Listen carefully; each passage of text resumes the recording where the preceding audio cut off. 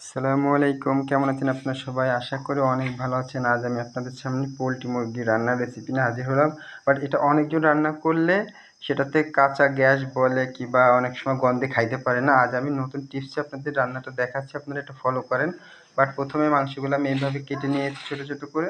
এখন আমি এখানে গরম পানি দিয়ে 10 মিনিট ভিজিয়ে রাখবো।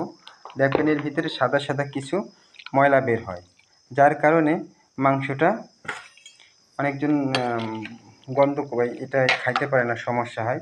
দেখবেন এই যে ছানা ছানা কাটা বের হয়েছে, আসলে এর ভিতরে অনেক জীবাণু থাকে, সেটা বের হয়ে যায়।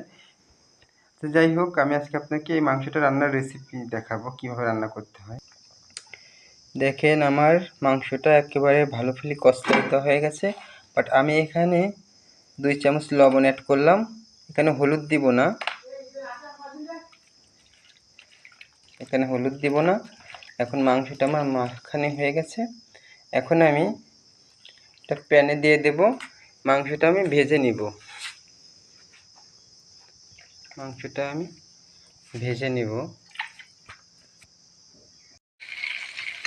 দেখেন মাংসটা আমার ভাজা হয়ে গেছে, কালারটা কত সুন্দর আসছে। আমি এখানে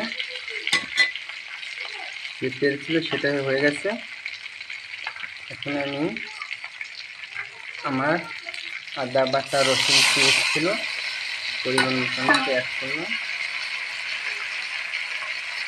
এখানে আমি 1.5 চামচ হলুদ দিলাম, 1 চামচ লবণ দিলাম। শুকনো মরিচটা যে রকমের খান বাট সে রকমেরই দিতে পারেন, কোনো সমস্যা নাই।